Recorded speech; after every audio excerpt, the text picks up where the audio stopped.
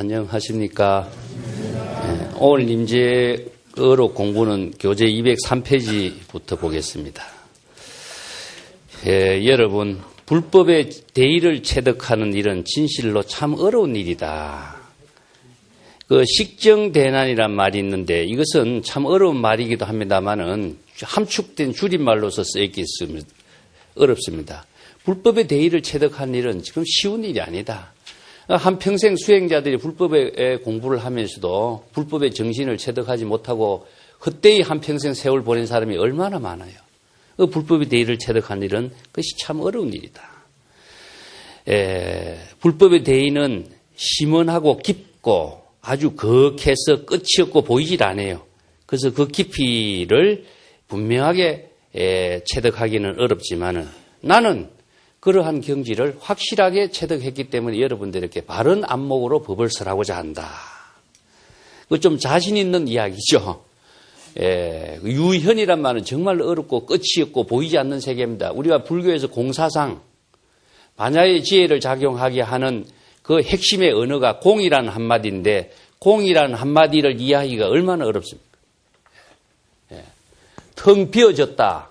이 공이라는 언어를 잘못 이해한다면은 허무주의에 떨어져 버릴 수가 있고, 이렇게 공이라고 하는 그 정신에서 제시하고 있는 것이 반야의 지혜인데, 이 반야의 지혜를 체득하는 핵심의 언어인 공을 잘못 이해하면은 엉뚱한 길에서 한평생 헤매게 되는 것처럼 불법의 대의를 체득하는 것은 그리 쉬운 일이 아니다.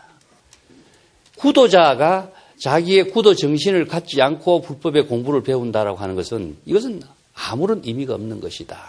그래서 제가 전에 영향론에 대해서 이야기를 했죠. 영향이라고 하는 것은 스승에게서 물려받는 것이 아니라 제자가 훔치는 겁니다. 훔치는 기질이 없으면은 아무리 좋은 것을 전해주려고 애를 쓰고 바른 법을 제시해도 그 바른 훔치는 그 자신의 구도적인 힘이 없으면은 자기 것으로서 수용을 할 수가 없다. 그런 의미죠. 내가 바른 법을 제시해도 그대들은 불법을 체득하려고 하는 그 정신이 없다. 관심을 가지고 있지 않다. 그대들이 천번만번 반복해서 자기 발로 철저하게 땅을 밟고 다니고 깜깜하고 어두운 상태에서 하나의 어떤 형체, 모습 없지만 우리의 마음작용이라는 겁니다.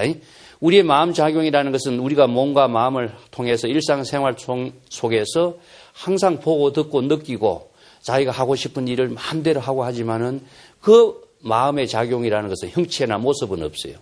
그렇지만은 분명하게 홀로 자신의 모든 하고 싶은 일, 해야 할 일, 갈 곳, 안 갈 곳을 판단해서 지혜로운 삶을 비추고 있는 것. 그것이 바로 그대들의 본래 면목이라는 사실을 분명하게 자각해야 된다. 그래서 중국의 이제 어록에서도 이런 말씀입니다. 날마다 사용하지만 알지 못한다. 그래서 일용이 부지란 말입니다. 일용이 부지요. 매일매일 자신의 생활 속에서 사용하지 않는 우리의 마음이 없어요. 우리 마음을 매일매일 사용하는데도 불구하고 우리 마음의 작용을 자신은 알지 못하고 망각하고 살고 있기 때문에 자신의 본래 면목을 잃어버리고 살고 있기 때문에 어디에 끄달려서 사느냐? 주의 경계에만 끄달려서 보고 듣고 느끼고 자기가 갖고 싶고 취하고 싶은 경계만 따라서 사니까 자신의 본래의 마음 작용을 상실하고 산다. 이런 의미죠. 그래서 우리 신체 부위 속에서 의학적으로 우리 마음이라고 하는 그 부위하고 단전이라고 하는 부위는 신체 부위에서는 없습니다만은 불교에서는 이 마음과 단전, 이 부위를 중심으로 해서 모든 지혜를 작용하게 하고 모든 기력을 만들게 하는 주체가 되고 있어요. 이거는 좌선의 이야기에서 항상 언급되고 있습니다만은 마음이 없다. 마음이 있다고도 할 수 없고 없다고도 할 수 없지만은 그 마음이 항상 작용하는 데 따라서 우리들의 삶이 이루어지고 있는 거죠. 무슨 결심을 한다 이런 말 할 적에 마음을 결정한다 그런 뜻이거든요. 어디에 가야 되겠다 생각했을 적에 그 생각은 하지만은 가야 되겠다는 결심을 하게 되면 마음을 정해야만이 가게 되는 거죠. 그렇지만 마음이 없는 것이지만 마음의 모든 우리 삶을 작용하는 주체인 것이다.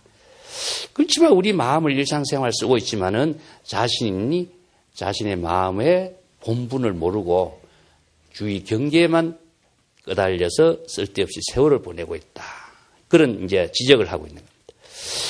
그대들은 그러한 자신의 본래 면목인 마음을 철저하게 깨달아 체득해서 확신을 갖지 못하고 언어와 문자로만 불법에 대해서 이해를 하려고 하고 있다. 그래서 언어 문자로만 이해하기 때문에 진실된 마음의 작용은 파악을 하지 못하는 거죠. 그래서 언어 문자라고 하는 것은 마음의 작용을 대상 경계로서 언어적인 방편으로서 사용한 말인데 그 언어 문자로만 이해를 하고 있지 본질은 알지 못하고 있다. 그래서 나이가 50이 되도록 오직 정법을 수행하지 못하고 옆길에서 비슷한 길에서 죽은 송장만 짊어지고 다니며 그 위에 무거운 짐까지 짊어지고 다니면서 여기저기에 천하를 헤매고 세월을 낭비하고 있다. 염라대왕이 그대들의 신발값을 청구할 날이 분명히 있을 것이다. 이런 이야기. 신발값이란 말이 이제 초해전이란 말을 쓰는데 집신값이란 뜻을 이야기하고 있습니다. 여기에서 어느 문자에 끄달려서 자기가 불법을 아는 것이냐 착각하고 있는 것이죠. 그래서 언어라고 하는 것은 문자라고 하는 것은 방편입니다. 이게 방편의 언어이기 때문에 방편은 진실을 체득하게 하게 하는 하나의 방향을 제시해 놓은 것이지 방편 그 자체는 진실이 아니죠. 그렇지만 방편을 사용하지 않고서는 진실을 체득할 수 없는 구조를 갖고 있는 것이 우리들의 모든 불법의 가르침이고 우리들의 일상생활 전부의 모습입니다. 그런데 어느 문자에 끄달리고 있으면 이것은 삭구가 돼요. 예. 참선공부하면서 삭구, 활구 이런 말 많이 들어봤죠? 삭구라고 하는 것은 어느 문자에만 끄달려 갖고 있는 것이고 어느 문자를 통해서 진실을 체득해야 지혜의 작용이 만들어져야 되는데 이것을 활구라고 합니다. 지혜의 작용을 만들기 위해서 어느 문자를 방편으로 제시했는데 어느 문자에만 끄달려서 진실된 깨달음을 실행하지 못하니까 삭구에만 허달리고 있다. 이것이 뭐냐? 다른 사람들의 어느 문자, 방편의 설법, 경전의 말씀에만 끄달려서 세월을 낭비하고 있다. 이것이 바로 정법을 바로 알지 못하고 정법과 비슷한 그럴듯한 그 말에 의거해서 자신의 삶을 시간을 낭비하고 있는 모습이다.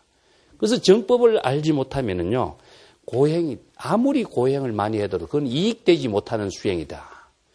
그래서 집신값이란 말을 쓰는데 여기서 초해전이란 말을 씁니다. 초해.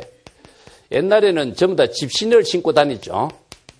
그래서 목주스님 같은 분은 집신을 삼아서 수행자들에게 구도 행각을 하는데 도움이 되도록 집신을 평생 삶아서 그 보시하는 그런 생활을 한 분도 있고. 그래서 집신값이란 말을 씁니다.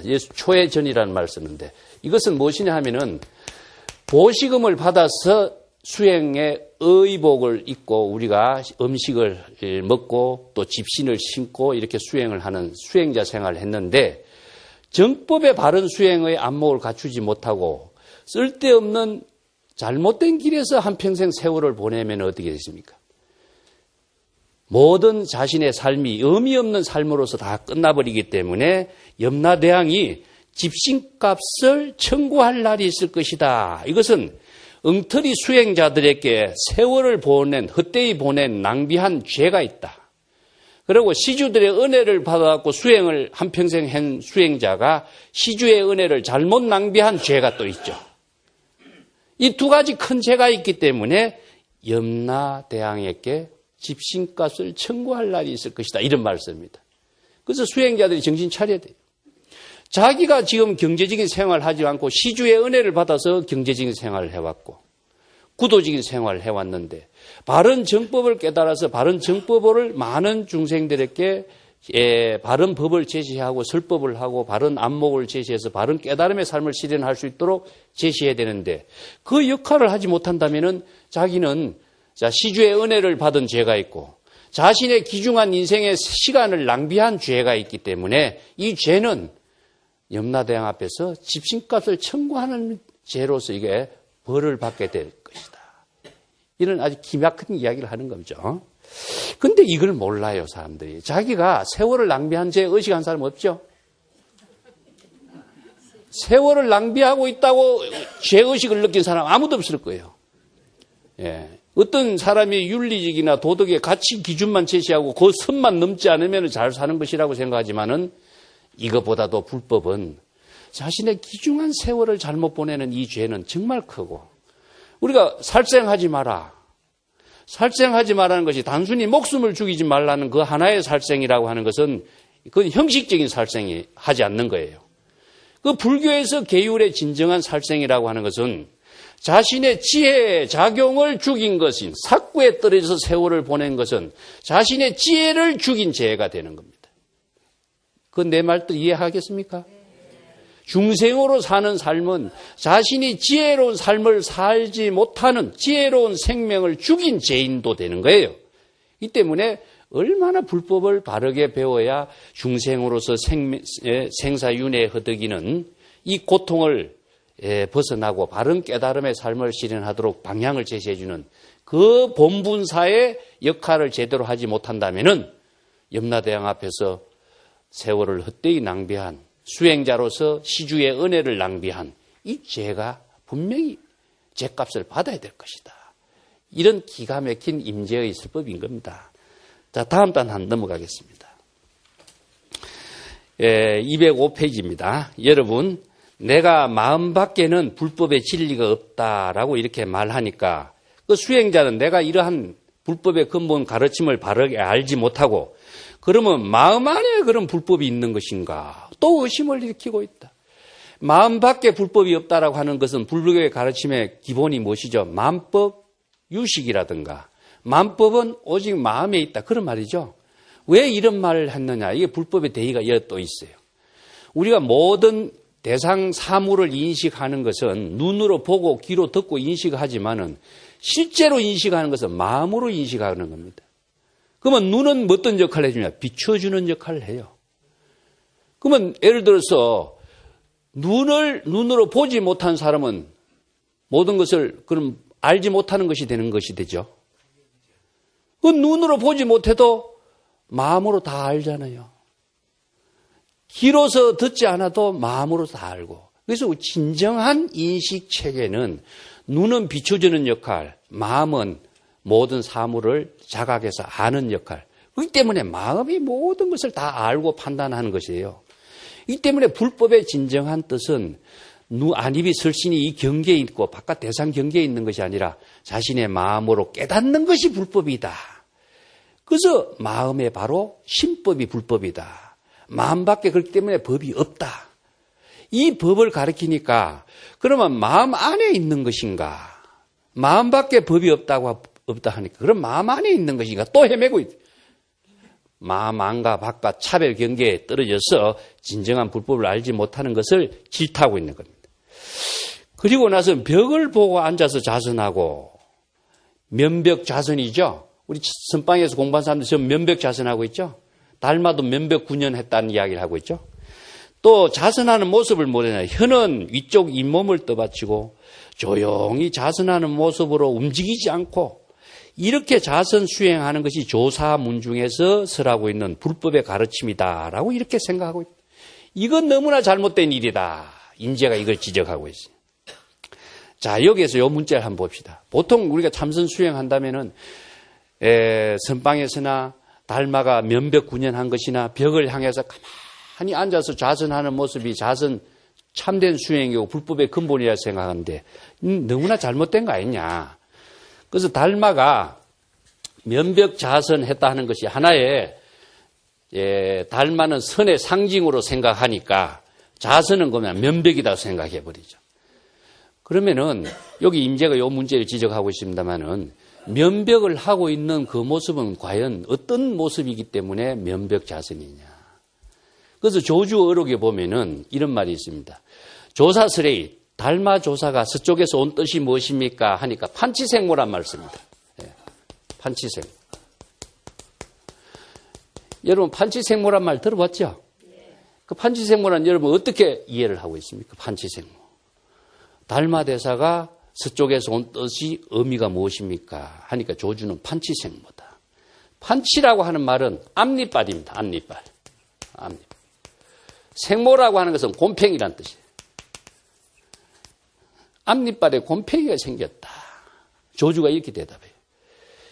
9년 동안 면벽을 좌선하고 있는 모습을 이렇게 이야기하고 있죠. 이건 뭐냐 하면은 앞니빨에 말을 하지 않아서 곰팡이가 생겼다라고 하는 것은 침묵을 말하고 있습니다. 침묵.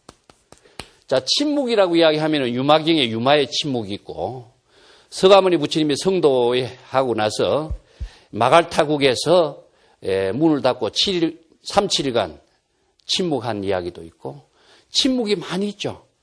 자, 침묵하고 있는 모습이 좌선의 근본이냐 그러면은 그러면 침묵하고 있는 모습의 본래 의미는 무엇일까?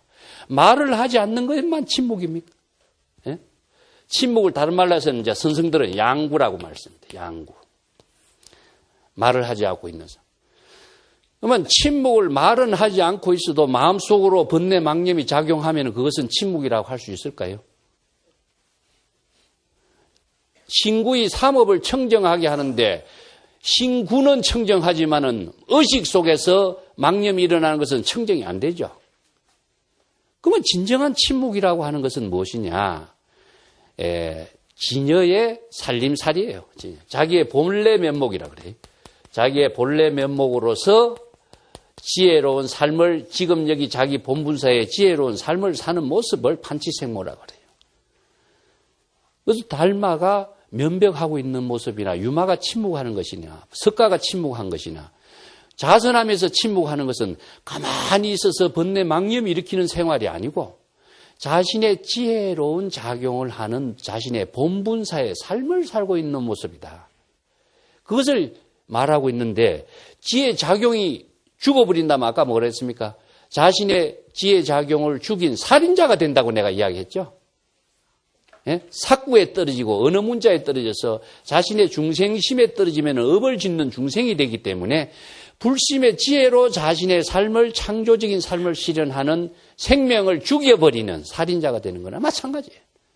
이 때문에 침묵이다 양구다라고 하는 것은 말을 하지 않는다고 해서 가만히 있는 상태가 이것이 참선 아니에요.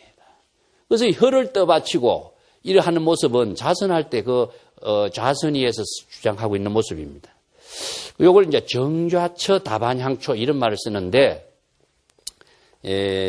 곧 내가 전에도 한번 설명을 제가 드렸습니다만은 요 문제를 전체 읽고 나서 제가 한번 정리를 하도록 하겠습니다. 자, 임재의 설법으로 더 볼게요. 그대들이 움직이짐이 없는 청정한 경지, 가만히 앉아서 시끄러운 것을 떠나서 조용한 산중에 앉아가지고 조용한 곳에 살면서 몸을 움직이지 않고 청정하게 자선하고 있는 그 모습이 불법 문중의 참된 올바른 수행이라고 생각하고 있다면은 그대들은 저 무명을 주인으로 인정하는 것입니다. 무명이라는 것이 뭐냐? 아무런 지혜 작용이 없는 것. 멍청하게 사는 것을 자신의 본래 주인이라고 생각하고 있는 모습이다. 그것은 마치 무엇이냐 하면은 노랑불변이라고 임재가 전에 이야기했습니다. 노예와 주인도 구분하지 못하고 도적을 자신의 아들이라고 착각하는 모습이라고 합니다. 중생심으로 작용하는 업을 자기의 본래 지혜 작용이라고 착각하고 있는 모습입니다. 업을 짓는 중생이 바로 자신의 주인공이라고 착각하고 있는 모습이다. 그 옛사람이 말하기를 깊고 깊은 캄캄한 구덩이는 정말로 무섭다라고 했는데 이것이 바로 그것이다. 이것은 무명불각 속에서 흑산기굴이란 말 여러분 들어보셨을 겁니다. 흑산기굴이라는 것은 지혜 광명의 빛이 전혀 들어가지 않는 깜깜한 구덩이를 말하는데 거기에서는 중생이 사는 세계를 표현하고 있어요. 그것은 이제 흑산의 귀신 소굴에 사는 중생의 모습은 업을 짓고 사는 모습이죠. 이것이 바로 자선하면서 아무 생각하지도 않고 그냥 조용히 앉아서 자선하는 모습은 움직이지 않는 모습이 참된 수행이라고 생각하는 모습은 중생이 무명, 망념에 떨어져서 업을 짓는 생활하는 이런 모습이다. 이걸 부동이라 그래요. 움직이지 않는 것을 자선이라고 착각이다. 그 임재는 움직이지 않는 것과 움직이는 관계의 차별에 떨어진 문제점을 두 가지 다 이어서 지적하고 있습니다. 여기서 움직이지 않고 자선하는 모습이 진정한 수행이라고 착각하지 마라. 자, 두 번째입니다. 그대들이 만약에 움직이는 것을 올바른 수행이라고 한다면은 그러면 일체의 모든 초목이 다 잘 움직일 수 있으니 당연히 그 움직이는 것을 도라고 해야 할 것인가? 그렇게 볼 때 움직이는 것은 바람이 움직이는 것이고 움직이지 않는 것은 땅이 움직이지 않는 것인데 움직이는 것이나 움직이지 않는 것이나 모두 실체가 없다. 자성이 없다. 그래서 땅 지수 화풍이라든가 온 안입이 설신이라든가 색수상 형식이라든가 각자 자성의 실체가 없는 것이죠. 그런데 움직이고 움직이지 않는 이야기가 여러분 다른 데도 나오지만은 그 육조 해능이 행자로서 그 법성사 인종법사를 찾아갔을 적에 이제 바람에 깃발이 움직이니까 어떤 수행자가 깃발이 움직인다. 아니야. 바람이 깃발을 움직이게 하는 것이야. 이런 이 논쟁이 나오죠.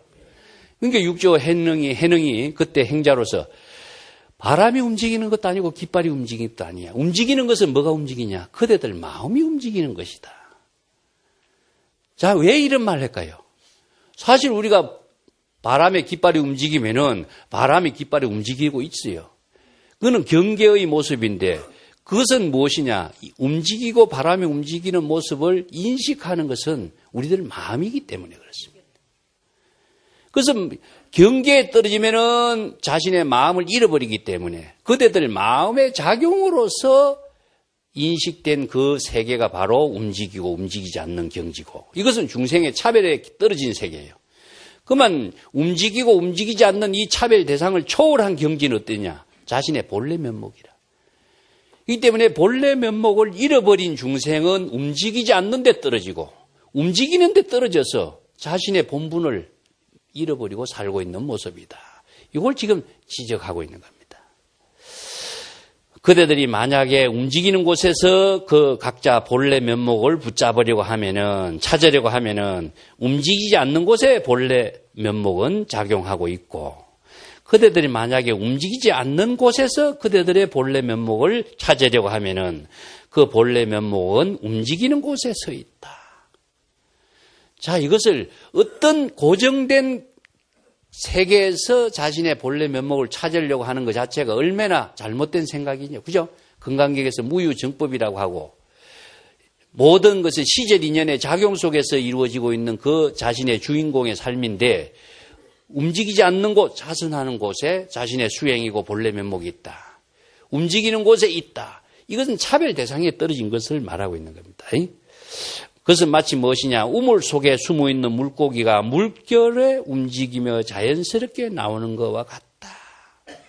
자, 이것은 어떤 대상 경계를 향해서 고정된 대상 경계를 정해놓고 불법을 구하려고 하는 것은 이건 편견이고 착각이고 고정관념이 되죠. 그래서 고정된 어떤 고정관념을 가지고 불법을 구하고 올바른 수행이라고 착각하지 말라. 이 법을 바르게 깨닫는 것은 자신의 본래 면목의 주인공이 시절 인연과 함께 작용하는 지혜에 있음을 바르게 깨달아야 된다 하는 것을 주안으로 해서 지금 법을 쓰라고 있습니다.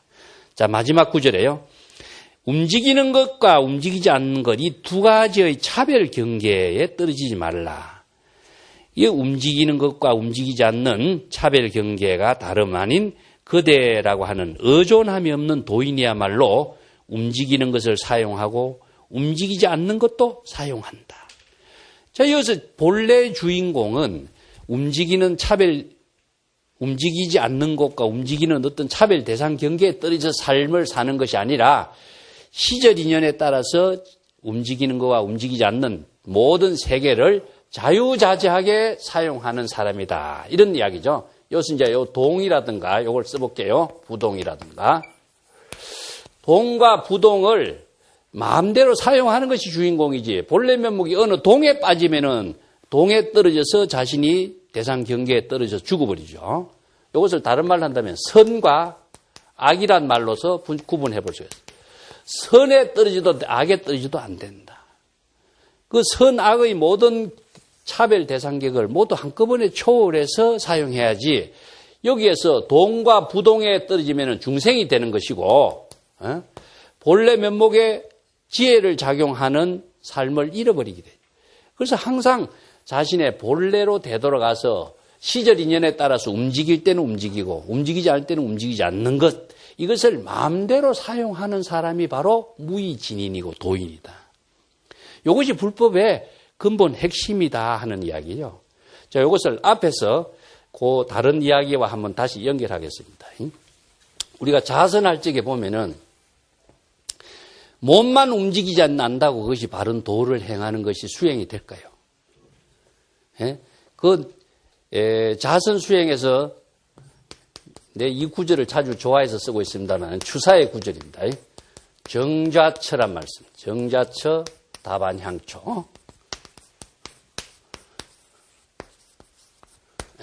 묘용시 수료하게.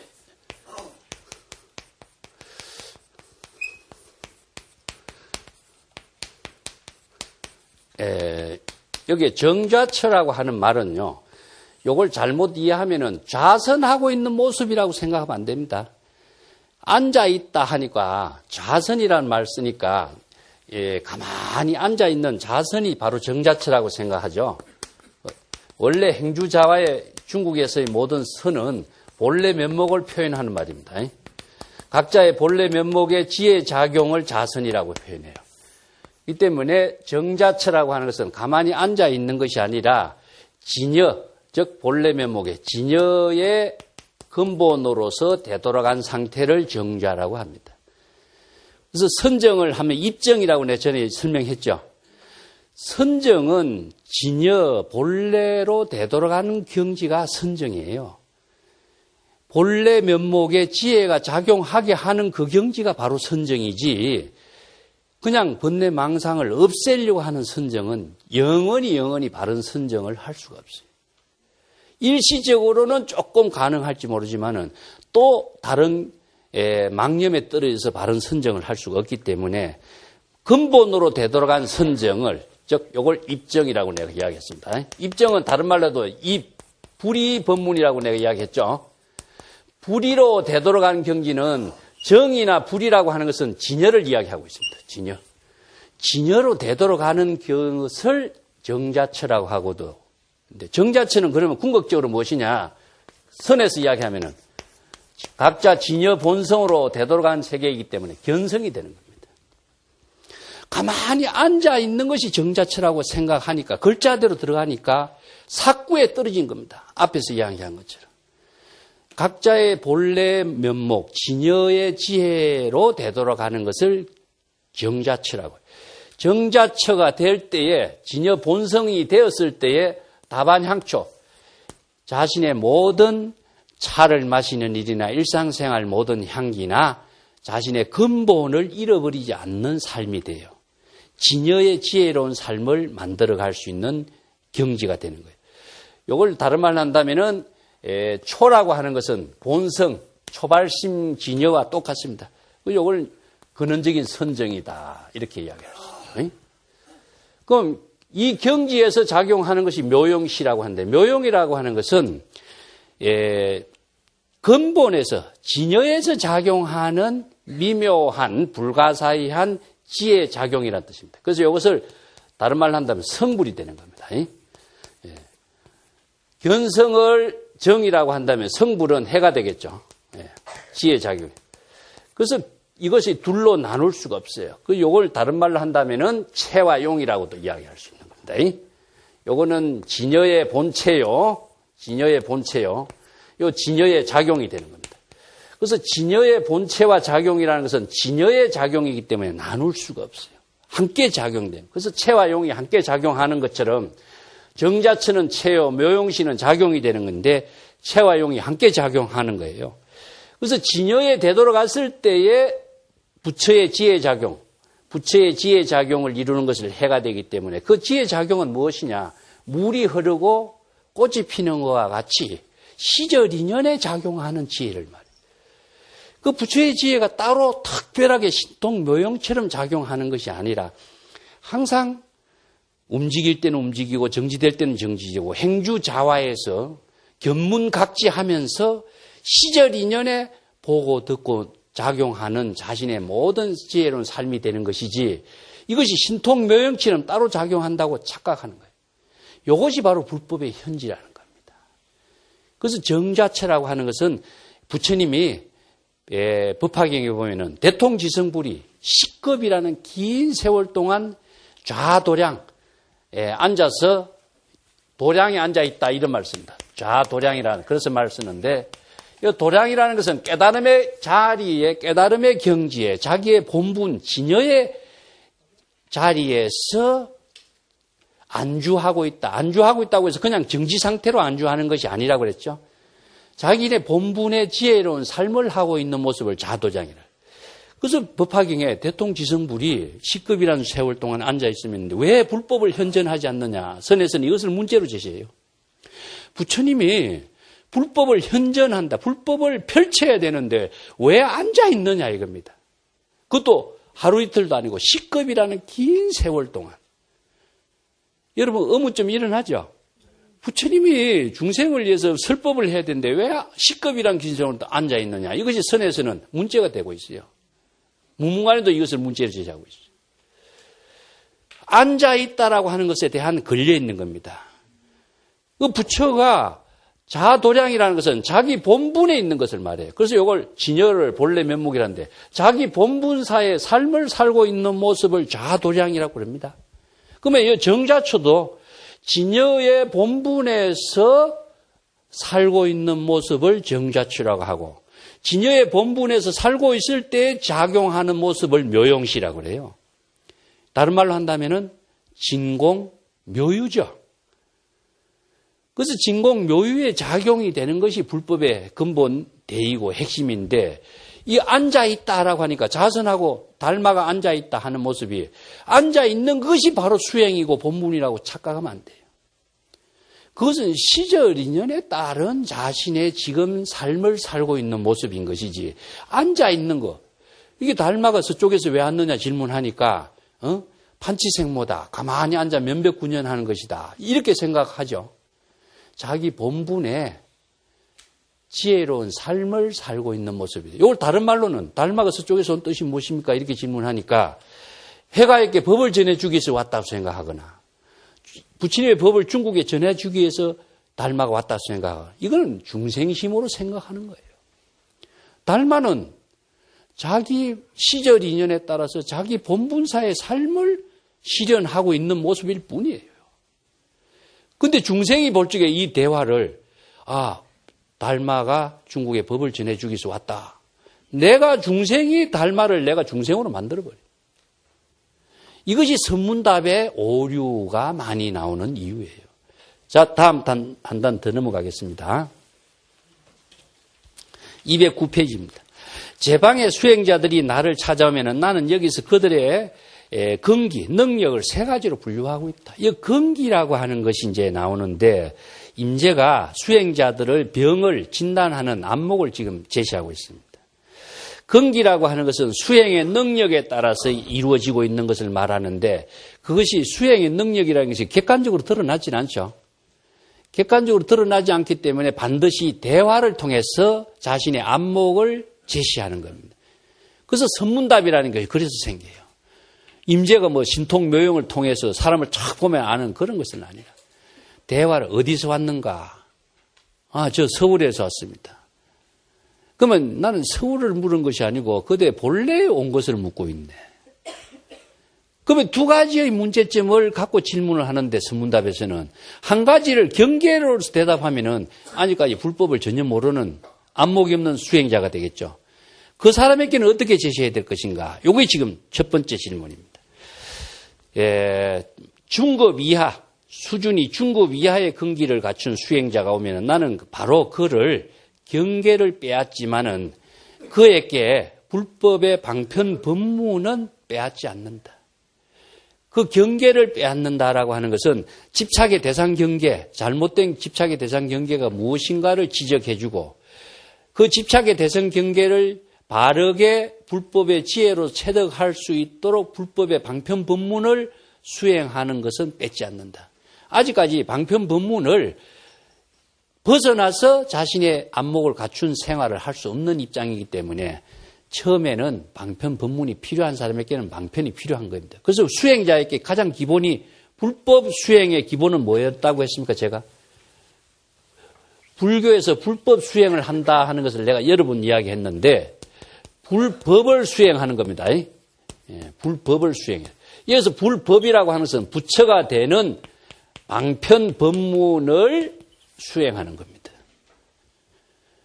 방편을 제해두고 불법 수행을 할 수가 없어요. 그래서 우리가 경전과 어록이라고 하는 것이 전부 다 방편이죠. 불법 수행을 하게 하는 방편이게 되는 겁니다. 이 불법을 깨닫도록 하기 위해서는 방편을 필요한 사람에게는 방편을 뺏어버린다면 방향을 잃어버려요. 방편에는 두 가지로 되어 있습니다. 하나는 방향, 하나는 방법이죠.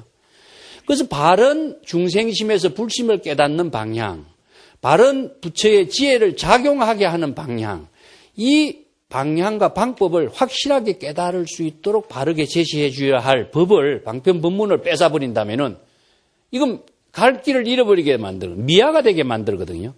그래서 잘못된 부분은 그대가 어떤 경계에 집착하고 있으니까 그것만 지적해주고 이걸 병이라 그럽니다. 중생의 병을 치료하는 거예요. 하고 바른 불법의 방편 법문을 통해서 여법하게 수행할 수 있는 것만을 제시해줘. 맨 처음에 근기가 낮은 사람에게 무조건 방편까지 뺏어버린다면 방향을 잃어버리게 된다. 근데 중급 이상의 이제 수행의 능력을 갖추고 근기를 갖춘 사람이 오면은 나는 바로 그의 경계와 법을 모두 뺏어버린다.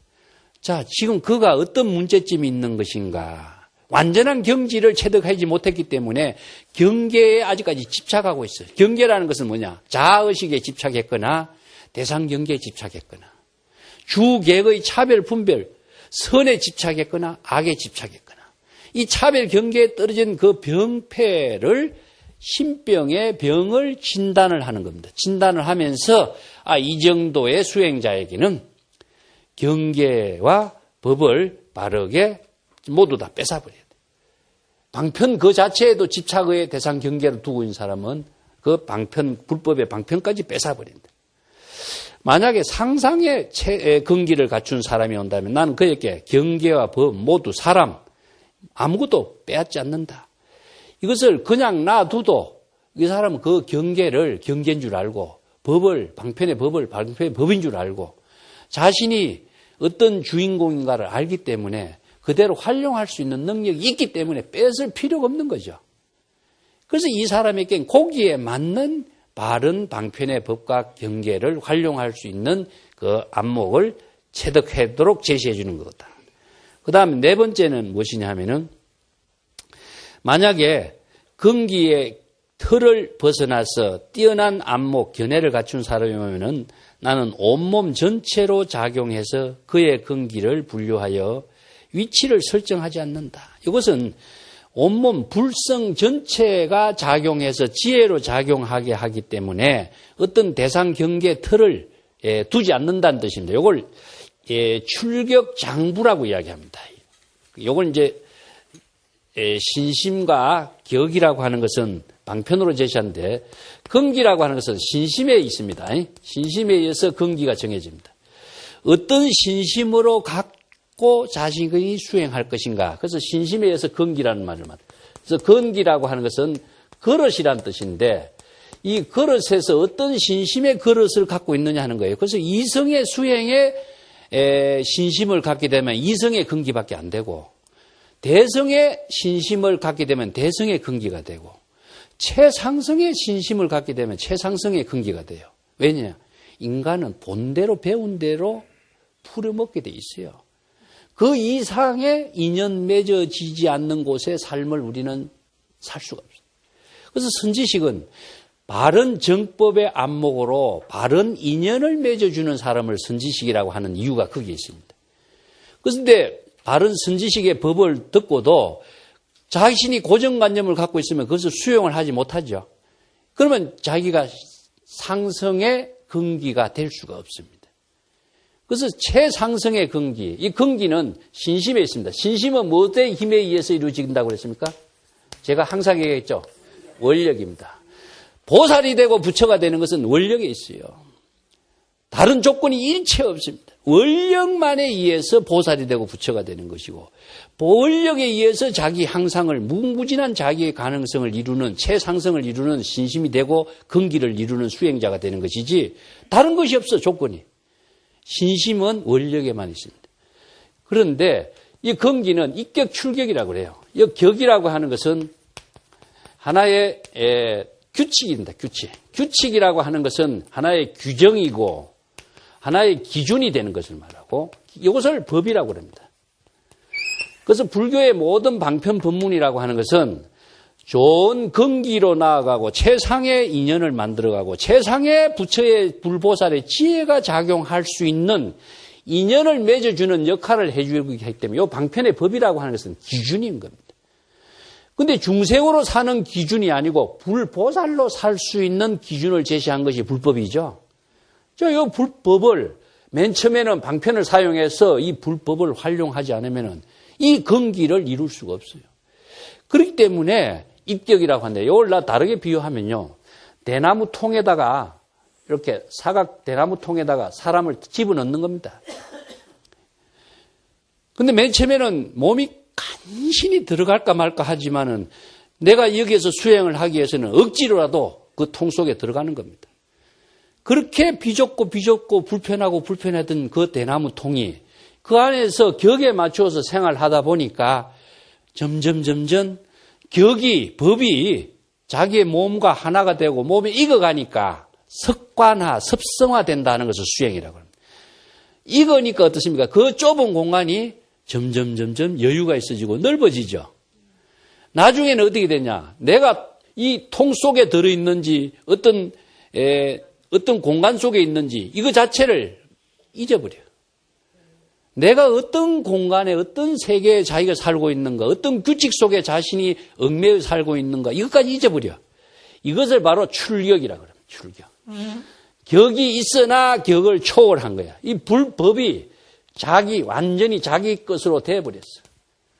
자기의 생활화가 돼버리니까 이 격이 자기 것으로서 몸에 익어버리기 때문에 격이 있는지 없는지 몰라. 그 경지가 무엇이냐? 출격인데, 출격을 선에서는 뭐라고 이야기하냐면은, 격을 맨 처음에 배우는 것은 사막이 되는 겁니다. 개정의 사막이 격이 되는 거죠. 개정의 사막을 배우고 익히지만은, 개정의 사막이 완전히 자신의 몸에 익어버린다면 어떻게 되냐? 무학이 돼버려요. 무학. 아란을 무학이라 그랬죠? 수행이 완전히 몸에 익은 사람을 무학이 돼버려요. 그래서 배울 것이 없어진 거예요. 배울 것이 있는 사람은 아직까지 수행이 필요한 사람이고, 배울 것이 없는 사람은 아직까지 수행의 대상 경계가 다 소멸되어버려요. 그 한 단계 더 나은 것이 무엇이냐? 정도가에서는 절학이라고 그래요. 절학. 그래서 절학무의 한도인이란 말씀입니다. 절학무의 한도인. 일체의 모든 배움이 다 끊어졌어. 배울 개정의 사막의 수행 대상 경계, 배우고 익혀야 할 수행의 대상 경계가 완전히 끊어져 버렸어요. 출격이 되니까, 출격 장부가 돼버리니까. 모든 배움을 의식의 대상에서 다 끊어졌다 하는 거예요. 아예 배우지 않는 것은 중생이고, 배워서 자기 몸에 익어버리기 때문에 배울 대상 경계까지 없어져 버린 거예요. 습성화됐다든가 수행이라든가 이런 것은 이런 경지가 되도록 하는 겁니다. 그래서 무의라고 하는 것은 무엇이 되려고 하고 도를 얻으려고 하고 도를 구하려고 하고 깨달음을 얻으려고 하고 부처가 되려고 하는 것까지도 없어져 버려요. 그래서 구하려고 하는 의식 대상 경계, 취득하고 무가 되려고 하는 생각까지도 다 없어져야 돼. 그래 무의라, 무의. 그래서 무의는 자연입니다. 자연이라고 하는 것은 진여가 돼야 돼. 진여의 지혜로서 작용하는 경지가 되어버린 것을 불교에서는 무의 자연이라고 그래요. 진여라고 하는 것은 본래 면목에 지혜가 작용하는 그 경지를 진여라고 그러죠. 내가 부처가 되었다, 부처가 된다 하는 것은 불법 아니에요. 그건 말은 굉장히 좋은 말인데 불법을 갖고 쓰는 말이 아니고 글자만 갖고 쓰는 말이라. 사꾸로서 쓰는 말이지 지혜로 쓰는 말은 아니다 이겁니다. 그 경지가 되어야 한가한 도인이 되다. 이 한가한 도인이라 하니까 아무것도 하지 않고 노는 도인이라는 뜻이 아니라 한이라고 하는 것은 무엇이냐 하면은 마음으로 의식의 대상 경계, 무엇이 되려고 하고 구하려고 하고 무엇을 해야 되겠다는 이런 모든 생각이 다 중생심의 망념이 다 비워진 세계를 한이라고 그래요. 이게 무사무심의 경지가 됐죠. 그래서 무심도인이란 말 여러분 했죠. 무심도인이란 말 잘못 이야기하면 멍청한 사람을 무심도인이라고 그러는데 그런 뜻이 아니고 번뇌 망심이 없이 진여의 지혜가 작용하는 도인을 한도인이라고 그래요. 진여의 지혜가 작용하지 않는 도인을 어떻게 도인이라고 그래요? 그건 중생이라고 그러죠. 그래서 한과 한 도인이라는 것은 한이라고 하는 말은 공과 같은 의미입니다. 번뇌 망념을 모두 다 텅 비워버렸어. 응? 한이라고 하는 것은 공과 같은 의미입니다. 중생심으로 작용하고 있는 번뇌 망념을 모두 다 텅 비웠기 때문에 얻어야 할 것도 없고 구해야 할 것도 없고 뭐 해야 할 것도 없고 어떤 목적의식을 갖게 하는 것도 없고 자신의 본분사의 시절 인연에 따라서 자신의 삶을 한가하고 여유 있게 사는 모습이다. 이것이 바로 한가한 도인이요 조사다. 불보살은 이러한 삶을 사는 사람이다 하는 겁니다. 자, 오늘 이야기 여기서 마치겠습니다. 감사합니다.